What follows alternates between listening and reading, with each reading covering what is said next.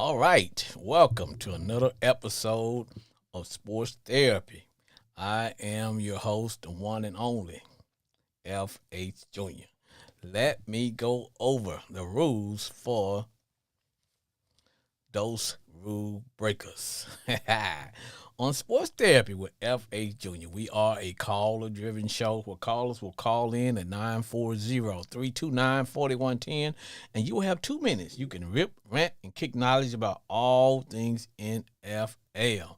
And as usual, I am always decked out in the standard uniform, but today, tonight, whatever time we're coming to you, I am rocking the playoff standard uniform. As you can see, the playoff red, but I still have the NFL hat that lets everybody know. Based on the official NFL logo, I am as neutral as Switzerland. Now, I am a card carrying Commander football team Redskin fan, but I am neutral. I call it like I see it. I'm rocking a cool beard along with the rules. And now, look, on Sports Therapy with F.A. Jr., we don't talk politics. Man, I don't give a fat rest butt what the Republicans are doing, nor do I care what the Democrats are doing. No, I don't. Don't give a flat rat's butt. One thing, we give advice, but we don't give sound advice. No, we don't. No. And this show probably rated PG-13 for a little football, softy talk, locker room talk. So, parents, at your own discretion, allow your kids to listen to Sports Therapy with F.H. Jr. Okay, got that underway. Oh, and we're always sponsored by Crown Royal. Yeah, crown me, baby. The playoffs are here. Playoffs, man. Had some controversy because we're down to, when it comes to the AFC. Let me go in AFC. All right, teams left. Now, started yesterday. We had the 49ers Seahawks. Going to talk about that game as well as the Bills and the Broncos. That was controversy indeed. And then today we had the Bears are taking on the Rams as we speak. And the Texans, the team that I kind of picked to go to the Super Bowl. Well, let's just say they got handled up on today by those never say die New England Patriots. Are the Patriots back? I don't know, but they played good today. So I don't know if my Commander family are having buyer remorse because we had a chance to take Drake May, but we decided to go with my man Jaden Daniels. I'm happy with the quarterback we have. I'm glad to see May's having success. I want to see everybody have a good success in the league. That's just me. But I want to focus on some things based on I want to start with the Bills and the Broncos. Sad news coming out of that game. Broncos lost their coach. I'm not coach. I'm sorry. What the hell I'm doing? Broncos lost their quarterback.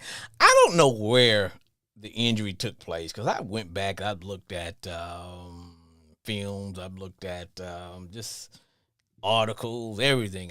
I don't see where my man got injured. I'm sorry, I don't. But hey, they say he's got a broken ankle. Now I know when you're playing and everything's going on, body's full of adrenaline, and because apparently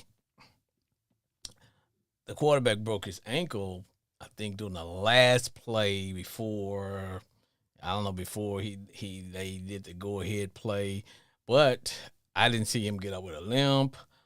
I didn't see, I don't know, but hey, they had a press conference, announced that he broke his ankle. He'll have surgery, I believe, Tuesday, and he is done for the season. In comes the understudy, aka my man Stidham. So he's gonna come in and try to take the steering wheel and keep the Broncos Jeep on the track. I don't know, man. That's gonna be I don't know, man. Hey, you know what? Just ask the Eagles about that, about the roll the backup. But there was some controversy in that game. There was this one particular play. late in the fourth quarter. And when I say controversy, it had to do with a certain a certain play that everybody's talking about this. So it's not going to be a surprise to anybody about this particular play, of which Allen throws a deep bomb across the middle to the his wide receiver, in the hopes that this was going to be a closeout play, which would have led the Bills to their, I would say, fifth Super Bowl, but a chance to get to the fifth Super Bowl, maybe six, because I know I'm not counting the Broadway Joe Namath Super Bowl, which he held up the number one sign. But I guess today I don't know what the hell a catch is, man. I thought I knew what a catch was, but based on that, because look, I didn't play professional football. Um, Everybody's got a point of view, and I called it from my point of view, which was, to me, the guy had possession of the football with his knee down, and my understanding that the ground can't cause a fumble, but for me, it looks like he made a football move when he caught the ball, knee went down, but according to those talking heads, i.e. refs, that he didn't secure the catch. Therefore, when the defensive back took the ball away from him, it was considered a interception. Ball went to the Denver Broncos. And I think what everybody's upset about is the fact that the referees, from the coaching perspective and from a a Bills perspective, it's like they did not spend a lot of time looking at the call. I don't know, did they get some assistance from New York? Not sure what happened, but I know it was bang bang. Let's play football. I personally don't like to see the referees. I don't like to see referees decide the ending of a game. I don't. I believe that the game should be settled on the field. I believe obvious calls should be made, because when the playoffs come, I think you let the guys play a little bit more physical. You give the DBs a little bit more leeway. But some of the controversial, what I consider tic tac calls, I just don't think the refs should be making those kind of calls. That's just my perspective. But I just know from what I saw, and I'm only a fan. And you guys know fan stands for fanatic. It's short for fanatic. So there are a lot of fanatics out here when it came to that Bills game, because I just know from what I have learned about football, and I'm not an NFL referee, and I didn't play the game. I played high school football. I was pretty good in high school, but I was watching a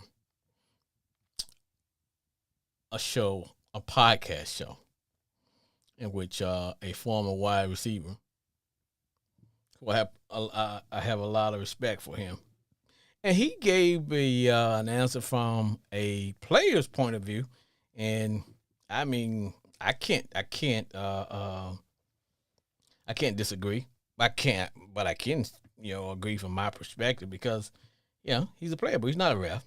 I refereed some games too, so I just know that something has to be called. The league has to look into what is a freaking catch, man. What the hell is a catch? Because we don't know now. What is a catch? Nobody knows. What is a catch? Maybe we need to look at defining a catch totally different. Um, when the guys are trying to make a catch going out of bounds, compared to what is a catch in the field of play. I don't know, but I just know from the Bills' perspective, um, that was a catch, and they feel like they felt like they got robbed, and it's just crazy, man. It was just crazy. Sports therapy. Man, FH Jr. is the Ravens extraordinaire, Brandon Cooper. What's up, man? What say ye, Coop? Man, look, man. CJ Stroud. Man, if I'm the Texans right now, I'm calling Cleveland, asking them what you want for Shador, because this man had what 11 turnovers in 2 playoff games. Man, Mind you, still could have won the game today. man, They still could have won, I but know. that was ugly, man. Remember it was him and the Bryce Young debate, Yes, right? And he started off hot. And you yes, remember Bryce Young was benched a little bit his first, but now you see is I know. it's getting nasty out there, man. I know. Because I was concerned last week when they played the Steelers. It's like, okay, I didn't like what I saw. There was, but once again, their defense was so tough that they bailed him out. Hell, they bailed him out today. He just couldn't get out. He just wouldn't walk through the bars. Hell, they gave him a get out of jail free card. He just wouldn't leave his cell because despite how badly he played, the game was still within his reach, man. And it's like you're right when you got that many turnovers, and I'm thinking, and you played college ball, man. At what point do the coach says, "Hey, we got to take the ball out of his hands, man," and that if that means check downs, quick passes to the flat, something, you know. But Jesus, man. As a coach, like first of all, I would like to say shout out, man, to Will Anderson who had 3 sacks and Daniil Hunter with 2 sacks. Yes. That Texans defensive line was getting after it, man. This whole year, that defensive line put on a clinic tape of what you should do. But it puzzled me because I'm gonna also say Joe Mixon being hurt toward the end of the season really showed itself because Joe Mixon was that change of pace back who can handle the load. Um, Schultz going out was very messed everything up. Daniels and then Stroud threw a bad ball. The backup tight end tore his AC. I'm just like Nico was out with a concussion. Guys were dropping like flies. But as a coaching staff, because you could see his confidence, Stroud's confidence was shot. Yes. Do you pull him at any? That's tough. Do you think about at least putting the backup in for a couple of drives just to? You see what I'm saying? I don't. Because it went from bad to worse, and it just kept getting worse. And then he started to stare down his receivers. The receiver. He was staring them So down. we know, I was like, dude, I dude. ain't coach quarterbacks, and I can see you just staring your receiver down, and instead of passing the ball, you start aiming the ball, and where the ball didn't have any zip on it, it was just loft, and it was like soft passes to, Open. and where the guy, I'm like, dude, what are you doing? And I'm like, dude. Also, shout out to Craig Woodson, the safety, rookie safety for the Patriots, number 31. He went to South Grand Prairie High School. Okay. I didn't play.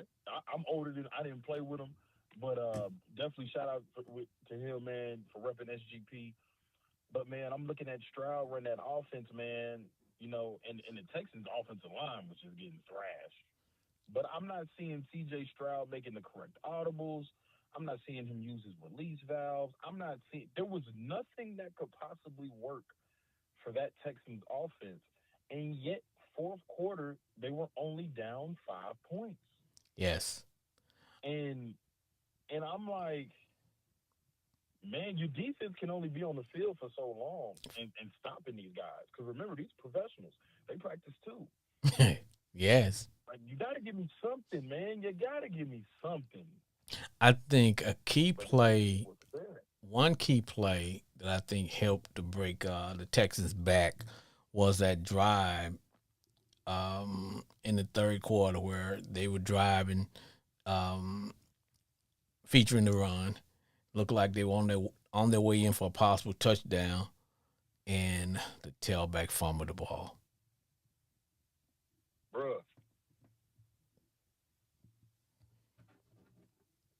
I, turnovers, man.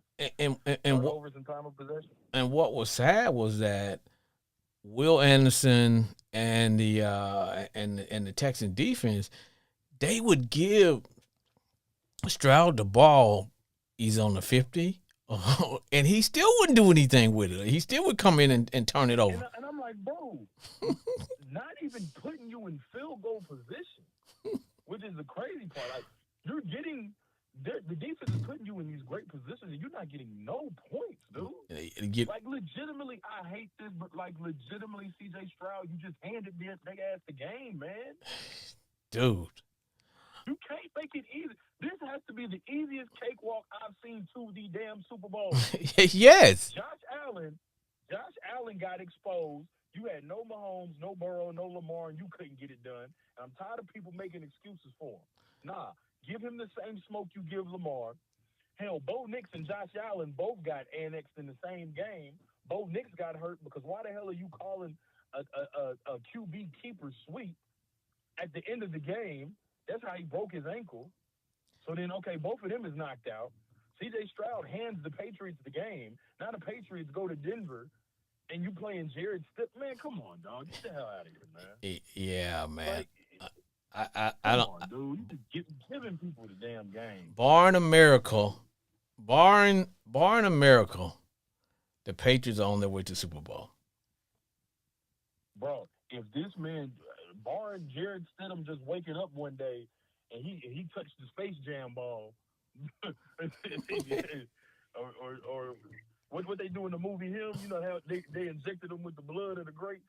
Yeah. You know what I mean? Like, Oh. My goodness. Or he decides to do like Diggs and put up a TV and it falls and gives him a concussion at home, and he can't play. Yeah, got all the money in the world, but we gonna mount our own TV. Somebody tell that brother you're me there, man. You don't have to do that, man. They got people that would do that, bro. You know what Diggs be on down here. I know. Yeah, TV selling. Yeah. Okay, Diggs. Okay, bro. But I'm telling you, brother. For me, if I had to bet my house on who is going to win the Super Bowl, not go, but who's going to win the Super Bowl, I would say the Seattle Seahawks, because they're clicking. They are clicking on all four phases. And dude, if Kenneth Walker is going to run the ball that well, oh my God, he's running like a man possessed. Bruh, they wide receiver core. You got Jackson Smith and you got Cooper Kupp. Sam Darnold is at least not screwing up the game.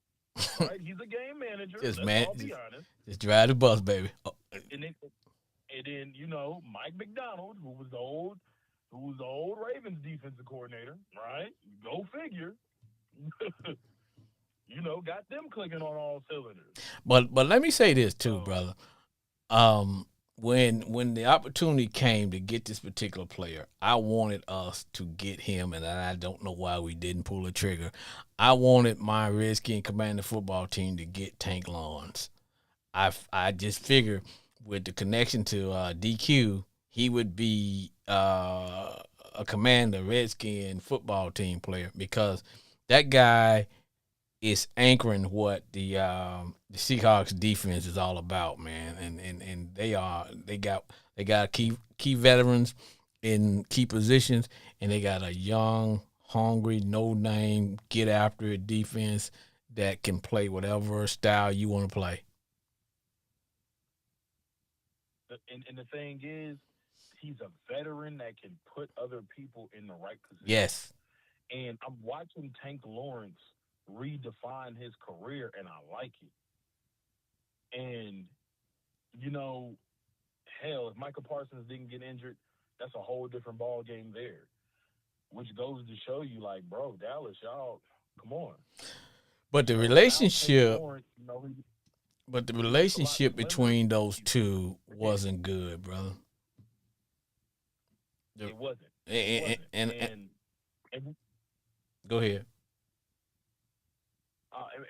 and we both know how those locker rooms go, man. Yes, but I think from Tank perspective was um, Micah had too much going on, man. You podcasting, you doing a whole lot of things, and your number one priority from his perspective wasn't on football. You know, you're too busy analyzing other players in the league, other players who play other positions, and doing things like that when it should have been on football. And I think that was Tank's perspective, which is like, look, dude, because anytime your two best players on defense um, don't really, I wouldn't say they don't like each other. They just didn't have that relationship that normal two guys on the same side of the ball would have. You know what I mean? They normally they're brothers in arms. So I don't know what was going on, but it just wasn't there, man. It wasn't, and especially during that time in Dallas, where it's just like, bro, this is serious. Yes. Like we playing like doo doo, and you being a Dallas Cowboy, it's already a circus as Yes. is because of how Jerry Jones runs that organization. If you're on the Dallas Cowboys, you're an international celebrity. Like, don't get that twisted at all. Like, if you play for the Dallas Cowboys, yeah, and the main thing has to be the main thing. Always is. But now let me transition into a certain play with a certain team by the name of the Buffalo Bills. And what is your perspective on the play? Was it a catch or was it not a catch? I got to go back to the Des Bryant, man. As a defensive player, whenever you see somebody make a play like that, you give credence and you be like, all right, he got that one. Because me looking at it as a defensive player, I'm like, okay, man, he made that catch. We got to do better at guarding that. Right. We can't allow that situation to happen. And it's one of those effort plays. Hey, he gave that effort. All right, hey, you good? So, not really mad at that. As a defensive player, I have to look at how was this able to happen. I'm not mad at it, man. If I'm looking at it on film as a defensive player, I'm not. Nah, that's just like somebody scoring on us and it gets called back because of holding or something. I'm Right. still analyzing that whole play because, like, bro, this was a touchdown. Right. In the defensive coordinator's book, Well, so to me, from what I saw, and I refereed a little bit. Now I'm nowhere near the caliber of a professional referee, but what I tell people is when you're refereeing sports, football, basketball, for some reason, as a referee, you got the ability. I don't know how we do it to stop time because for some reason people say, "Well, how you make that play?" Because you can pinpoint. I don't know how, but you can always pinpoint on that particular play and see something that the average person don't see. And if I had to put on my referee hat, and I'm nowhere near the NFL standard, what I saw was the receiver had possession of the ball and made what I consider a football move because his knee was down. And from my perspective, catch, knee down equals catch in the play. Um, mm-hmm. Rolling over and all that, that's after. And from my perspective, the ground could not cause a fumble. So to say, well, he didn't secure the catch, which made it allow the defensive player to take possession. I just, from my perspective, catch, knee down, plays over. That's what I saw. But to me, sometimes it's like Yep. some of these referees, they're so into analytics, they overanalyze the game and say, well, wait a minute, he bobbled it, he got the. Now I can see if you're trying to do a catch going out of bounds or a catch going out of bounds where you got to say, okay, wait a minute, his knee can go down once he's out of bounds, and you still got to say, okay, was that did he have possession before he went? I can see all that, but I'm saying from what I saw, the minute he caught the ball and his knee was down because he made what looked like a football move. Because how do you go from your knee to being on your back? That was a football move. He had possession of the ball. So to me, I just think the referees sometimes overanalyze these games to the point to where, and I can see the Bills fans feeling sick right about now, brother. I do. I can see them feeling sick. But that's my perspective, brother. Yeah, I mean, if you're a Bills fan, it's a game of turnovers. Yes. Yes.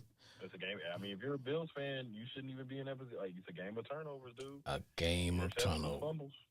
Now let me ask you this question, brother, Or because I know you can sleep. You can sleep at night right now, because Kevin Stefanski is no longer in the running to be y'all head coach. bruh, I called my boy in Atlanta, and he was sick. He was sick. I said, "Damn, bruh, Stefanski." Ooh. I said, at that's the point, y'all should have just kept Raheem Morris. Yes, Kevin Stefanski, after the trash job he did as a coach this past season, I'm trying to. signed on the dotted line.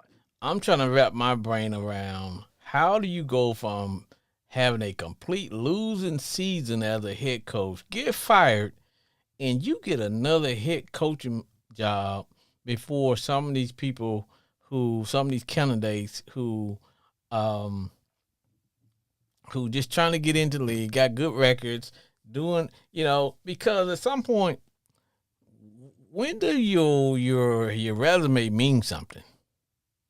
Because what gets me sometimes is that we want to keep recycling some of the same coaches, and we're not getting enough new blood in there. It's like, come on, man. Everybody can see Stefanski did a terrible job in Cleveland. He did. I mean, he was two-time coach of the year, I guess. But the NFL While he is was a in Cleveland, he was two-time coach of the year. but the, but the NFL is a what have you done for me lately league. Yeah, especially the way he handled the Shador situation Yes. when clearly Shador was the number one, when clearly Shador should have been the starter since day one. And the way he went about handling that whole situation, nah, bro, you shouldn't get rewarded. That You gonna just go? You gonna go to the best? You gonna go to the Falcons in the easiest division, and that just and gets that's me, the bro. team with probably the most upside right now. You know what I'm saying? I'm just trying to figure that one out. How do you go from having a losing season, get fired, get released, and you get a head coach job? I don't understand it, brother. But Almost immediately. at least he is not coaching the Baltimore Ravens. Man, hey man, look, won't he do it? So now, I can see, because I'm trying to. Sometime this week, man, they got to start making some announcements about some of these head coaching positions got to be filled. I don't know who's yeah, the front runner for you guys. I know there are some talk about certain guys, but I don't know, man. And the Ravens family, man. What's on the table, man? Man, I'm gonna be honest. So what I want, if I could choose head coach, I would either say Kubiak from Seattle, the offensive coordinator, or I'm good with Brian Flores.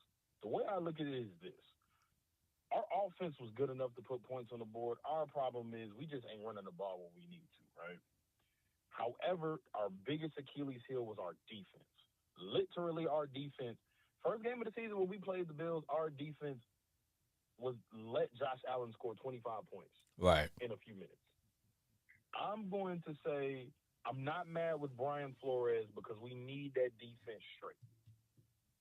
Wouldn't be mad with Kubiak either. My problem with Mike McDaniel is I think he's a better coordinator than head coach just because of the locker room presence and the way that Tua and Tyreek Hill situation melted that locker room in Miami. I don't like that. You know what I mean? Right. Um, Right. but I feel like he would be a great coordinator. But I also wouldn't be mad if he was the head coach because in Baltimore it is a hierarchy and just that Ravens culture, right? Oh, okay. Because So I, for I I sure I he I was needs gonna speak on that because for me, some teams like the Ravens and the Steelers, your coach got to be a leader of men. It takes a certain individual to be those teams' coach. You know what I'm saying? You got to have command presence mhm. to be the coach of those two teams. You know what I'm saying, brother? That's just my perspective. Yeah, yeah, and those are those are heavy, hard nosed damn franchises, bro. Like if you're the head coach of one of those teams, you can't be no punk. No. You're gonna have to be able to go in there and cuss out the players. Hell, you might have to put on some boxing gloves and fight one of them jokers. You at least You put know your what I'm saying? pads Like, on. hey, At least put your pads on and call him out in the bull ring or hey, look, something. you don't think Mike Tomlin, especially when he was younger, he wasn't probably running phase up in, you see what I'm saying? Yeah, Like, yeah. and then look at Harbaugh. He was still squatting and in the weight room. So but that's Like what you it's just that's what you gotta be though, man. But hey, man, I got another caller trying to get in here, man. Give me a word for what you guys do, bro. Hey man, it's your boy Brandon Cooper, Ravens extraordinaire. We're gonna keep an eye on that Ravens head coaching job. At least we ain't got Stefanski.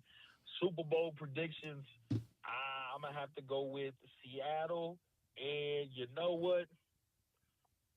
Denver. Let's go, Jared Stead, baby. You go bet the house on that? Hey, not the house. I'll bet the porch light. All right, man. Thanks, brother.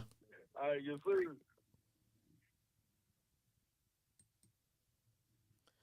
Sports therapy. What's going on, brother? It's my What's homeboy happening, brother? Glenn. What say you, homeboy Glenn? Man, what's happening with you, man?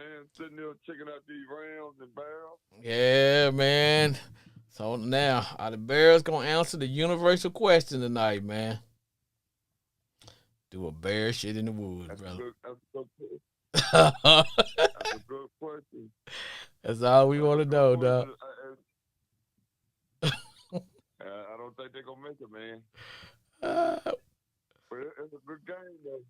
That's a good one. you know what? The The Bears are weather not. just right. Huh? I said the weather just right. Yeah, and they're not The playing like weather they is normally good. play, which is getting behind and all that. You know what I'm saying? Yeah. The weather got a lot to do with it. You know what, man? I'm glad you brought that up because I'm gonna ask a question here. Um, and I used to tease you and call you old Vince Lombardi, Glenn, because you believe that football should be played in the elements. Man, You just put it in the dome. you believe the That's Joker right. should have his leather helmet in his back pocket and just come out and play. That's right. Yes, sir. But That's football. I'm starting to think, man, that warm weather teams have problems when they got to go into a cold weather stadium or a cold weather atmosphere and play.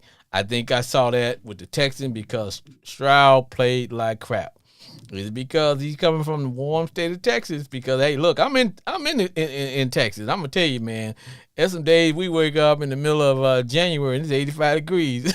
So look, man, and then so I'm not saying that the Texans are soft, But transitioning from a warm weather climate to just going into snow, rain, sleet, and all that, brother, you got to get your mind right if you're gonna go and play.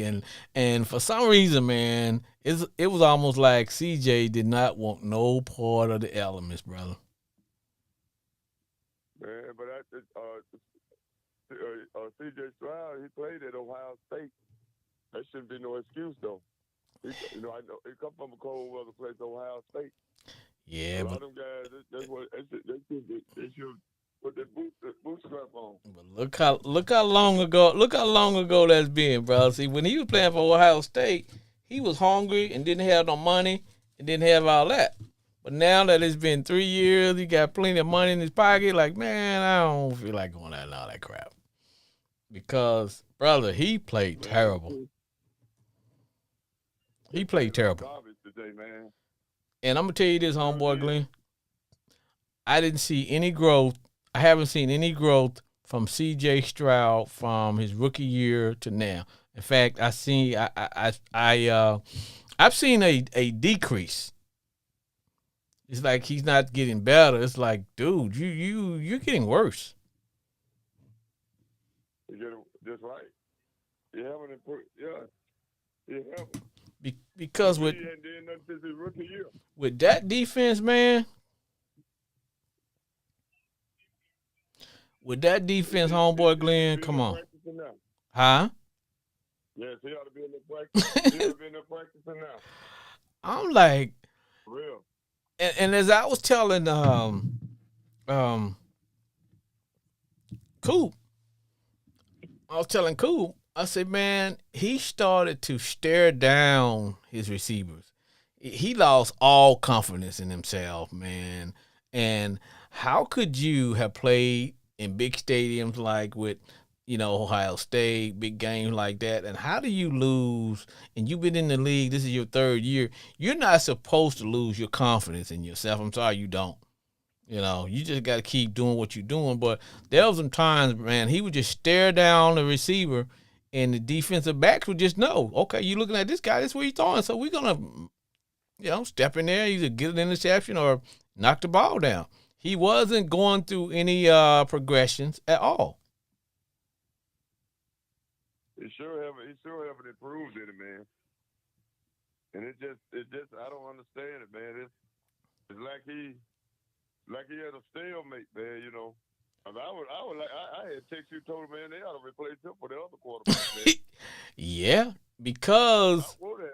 I be- would have replaced him. because old boy, when CJ was out, he played good. It's not like he was just some guy coming in and wasn't used to playing. Yeah, but I'm telling you this, man, their Real good, man. their defense played one hell of a game. Defense, big time, man. They got a big time defense, man. Man, they got a big time defense. They played one hell of They a got a game. big time. They sure did. They Man, I'm talking about one of the better defense I've seen in some years. Yes, They'll be back, man, but I think what hurt them too, man, when Nico Collins didn't play, and then they lost their tight end. I ain't just making no excuse for Stroud, but it kind of had a lot to do with him too.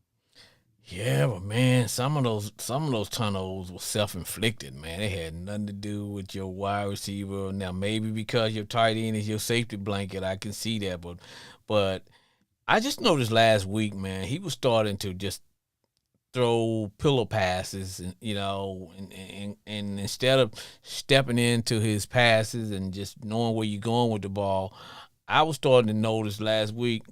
Now, last week had to do with two things: the teams you were playing against, and the fact that the defense bailed him out this year. Man, there was some times today when the defense would give you the ball on a turnover deep in the other team territory, and he still couldn't do anything to move the ball. Yeah, they move the ball. They try. I'm talking about. I don't understand it, man. And what I I don't couldn't understand it. and what I couldn't understand, I homeboy, just don't understand it. what I couldn't understand is that there was some times when he could have ran and picked up the first down. Like, dude, you got legs, man. If you want to get them to back off, you run a little bit. He didn't do anything. Like he can't run no more. I was like, I don't understand what's the deal on it, man. But man, I want to ask you on this question. what? What do you think they're gonna think about Josh Allen now?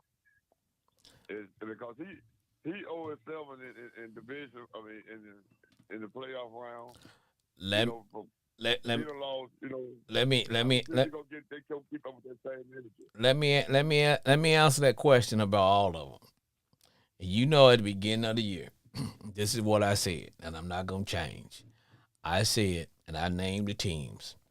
I said the Bills, 49ers, Cowboys, Ravens, and the Detroit Lions. I said, if they don't get it done this year, that window is going to be officially closed. And I believe for those teams that I named, I believe that window is closed. Now, it doesn't mean that they won't win a Super Bowl, but it means that they're going to be mediocre. Because you can still have a good quarterback and still just be a mediocre team, because what's going to happen, you can always be mediocre, but when you are good for 3 to 4 years, you have got to win a Super Bowl. Because what happens is that all the other stuff starts to come in, what I call football minutia. Your lines start to get old. Your offensive line start to get old. Your team start to get old. Their mindset change. Now you're up against the salary. Guys want to get paid. Players start doing off the field stuff.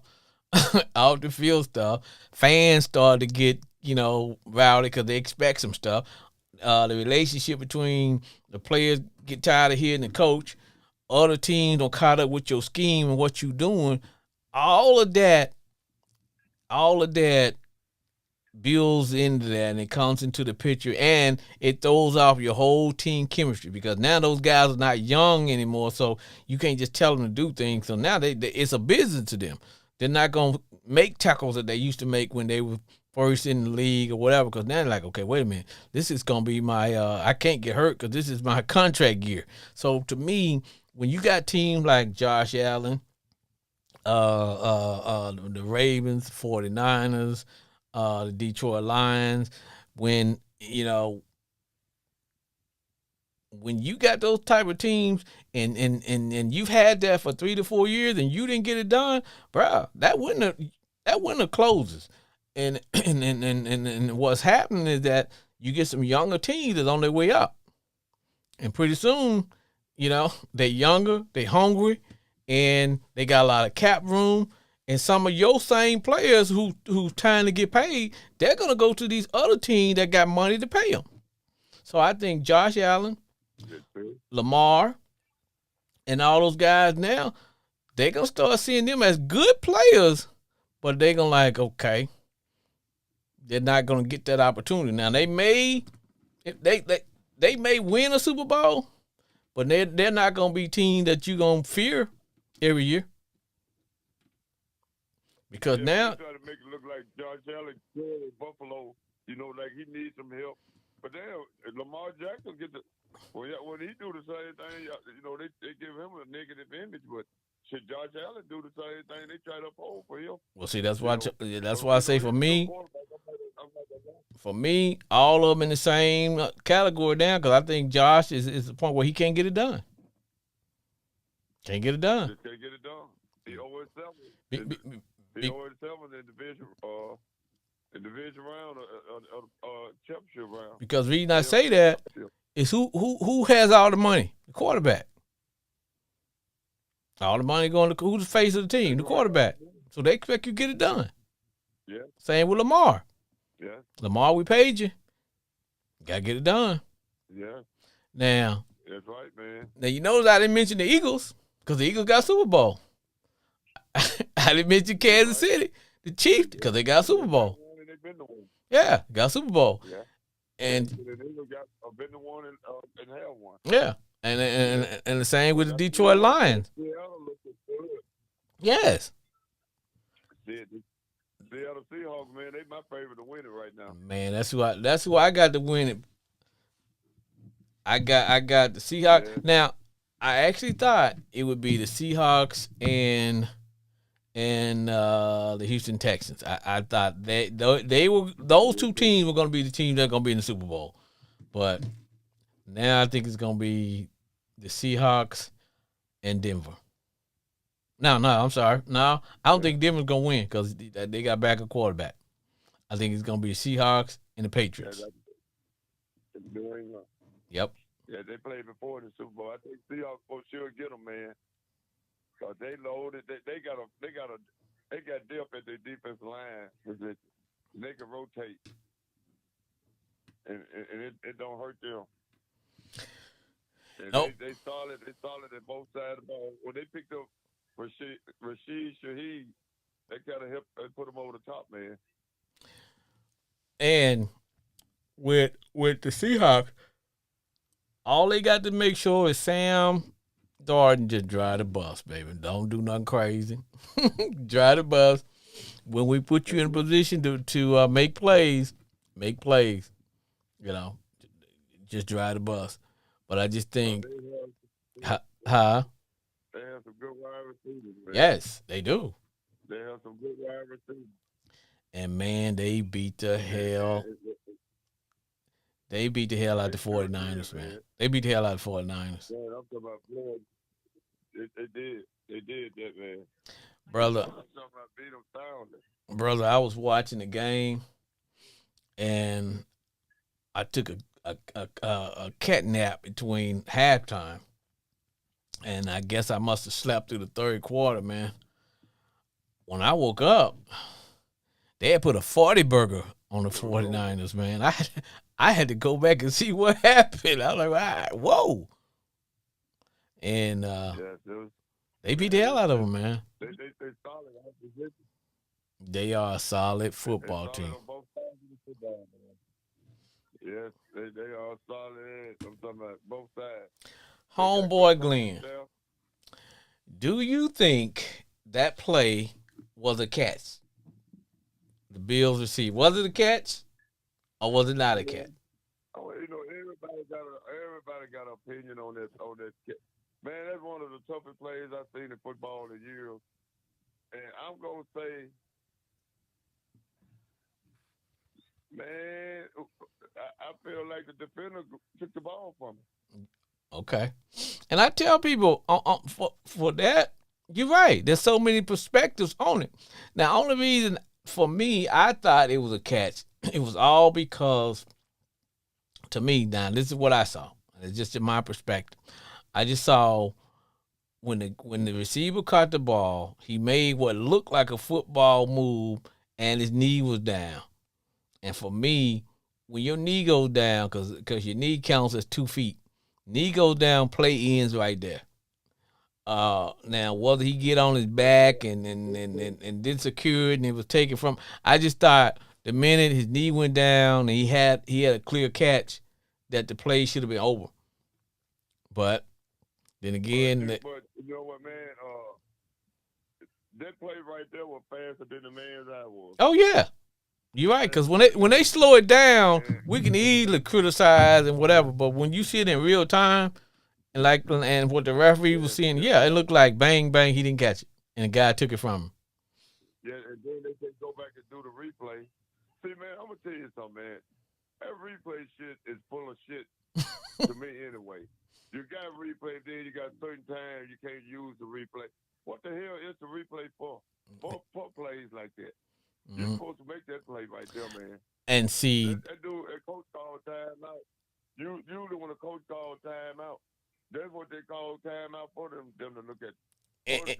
and he shouldn't have to. And he shouldn't have to have called timeout like that, man. He should have just, like you said, with a play like that, they should have automatically went and I thought calls like that, you were going to get some assistance from, what is it, New York? It's like, okay, why didn't somebody? I know. Man, you know, we can argue from there on that play right there because it could go. Man, it's tough. because it's so fast. But if you go slow it down, so slow, that's the only way you can really realize it. But in the heat of the moment, so fast, the ref don't have time to make that decision and look at it like that. Oh, I agree. Yeah, it was a hell of a play by both guys to try to get that ball. Oh, I give it to the defender But for you not can't giving say up. yeah, that's right. But like you said, you can't really give it to the receiver because when he hit the ground and he didn't bobble the ball, No, he and just rolled over the dude, grabbed the ball. You know, and that and it was happened so fast. So. and that was my whole thing was the minute he got it, that knee went down, he wasn't on his back. That was my deal. Play stop there as a catch, but like you said, I'm seeing it because they had slowed it down. Because but when you see it in bang bang, like but all I know, the Bills are home. The Bills are home, Yeah, see. and Another long season, brother. so now let me Man, I was listening to you talking. go ahead. Go ahead, brother. No, you finna say something. Go ahead, fam. I was just saying, man. You talking about the coaches, how Atlanta hired Stefanski. Man, they just show you how the NFL when it comes to hiring coaches, they full of shit, man. But you can't say nothing because that's the owner team and they got the right to hire whoever they want to hire. But they full of shit though. They full of shit. Because it's private. Yeah. Because I'm like you. How does a man has a losing season get fired and now all of a sudden he's a head coach again? It's like, okay, you well, same way with Cliff Clean. Cliff Clean, Mary. Yeah. Y'all offensive coordinator. Yep. Yeah, when he was at Texas Tech, get fired there with a losing record, go to USC. Yep. And they do shit, and then get hired as a head coach in the NFL. Because just because they say you're offensive genius. Yeah. Ain't did shit since he been in the league. And he's interviewing for possible head coaching job. Yeah. Interviewing for a head coaching job. And just like they're talking about my man, just like they're saying my man that's the quarterback for the the head coach for the 49ers, McDaniel. They're like, okay, well, he's in the top running to get the job for the Cleveland Browns. Dude, you just got fired.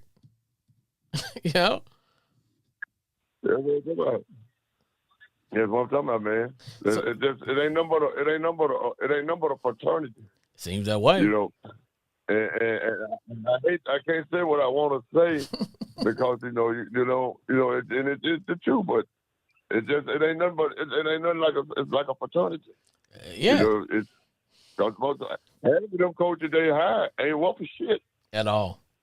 Stefanski ain't worth for shit. At all. Stefanski ain't worth for shit. At all. No. It's not a good thing. No. I mean, it's not a good coach at all. And you gonna take him to Atlanta? We'll see though. We'll see. But I'm interested in seeing who our team gonna get. Guess who? Because we usually don't go out and hire. Guess who? I see when they interview Mike McCarthy. I was gonna tell you that's who they're looking at to be you guys' possible next coach. Because guess where he's from? Mike McCarthy. Guess where he's from? He's from Brown, Pennsylvania. Yeah. Yeah. And I don't think he's a bad coach. But man, they talking about bringing Brett Favre back for what? In what capacity? For what? Huh? You mean Brett Favre? I mean, not Brett Favre. I'm sorry. Just Aaron Rodgers. Just talking about bringing. Oh. I mean, no, I'm sorry. Not Brett Favre. I mean, Aaron Rodgers. They might well bring Brett Favre. They might well bring Brett Favre over there too. They getting all these old, washed-up air quarterbacks. And they talk. They might well bring Brett Favre too. And they're talking about bringing my boy back for another year. Like, no, dog. Nah. I mean, Nah, dog. Man, I'm talking about, man, yeah, they talking about bringing back Aaron Rodgers for another year. I'm like, for what? Nah, dog. For Some what, man? sometimes, man, if that's the case, hell, they should have went ahead and kept the coach y'all had. Yeah, man, I don't understand it, man. I just don't understand what the coaches. There's a lot of coaching jobs open. Man, I wish we get Tom Flores. I heard your caller earlier say he wish they had it. That's what I don't know. Tom Flores. I would like to get him. Because see, when I think of the Steelers, like Well, I was telling, and like I was telling my boy, when I think of the Steelers and the Ravens, it takes a certain type of coach to coach those teams, because those are teams, they're tough, they football, their defense. You got to be a leader, a man, and I'm thinking of, with those kind of teams, man, you got to have the kind of coach, man, that might have to swing on the player if he has to, but because it's a tough football coach. Football's all we do here, but they ain't really into all them X's, and they not into all all the new dynamics and all that crap. They just into football, and it's like, yeah.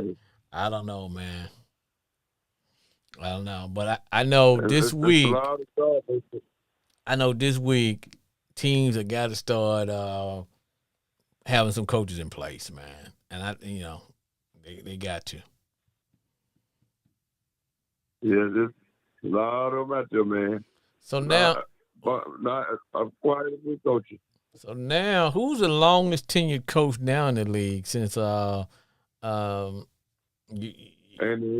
is it Andy? I'm sure they're gonna push him out after another year or so. Yeah. Reload, they're gonna weed him out. Mm-hmm. Because I think they're trying to weed them old coaches out. But Mike Tomlin had it said it did his thing there. He didn't have a great success in the playoff, won a Super Bowl. People don't realize how hard it is, man, to make it to that playoff. And that's why I tell people, when you get to where you got everything in place with your team, you only gonna stay on top 3 to 4 years. If you don't win a Super Bowl, you have to start all over. But you don't get bad, you get mediocre. And that's what makes it harder, because when you're 8-8, 7-9, whatever, you're not gonna get a good draft pick. So it's hard to rebuild your team too, because you don't. In other words, the way to rebuild your team, you got to be a terrible team to get high draft picks. Because if not, you just gonna be like being average, bro. It's sad. Yeah, that's where you're gonna be. And it's hard to get up from that. And it's hard to move out of that. It's Cowboys were like that for every 8-8. Okay, but when you start only winning 3, 4, 5 games, okay, hey, you're gonna get a nice draft pick. But hey, brother, I got to get out of here. It is time to shut it down. You about to hit the sound of my music, homeboy Glenn. All right, it is time to wrap it and cap it. This has been another episode of Sports Therapy with Al Page Jr. I'd like to thank my homeboy Glenn, calling in from the great state of Arkansas. I'd like to thank my man Coop, D1 Eagle University, and all the fans who listen. Allow me to be me. Enjoy the playoffs, and I hope your team is still in it. Me, I'm betting the house. I am betting the house on the Seahawks. Until next week, goodbye, everybody.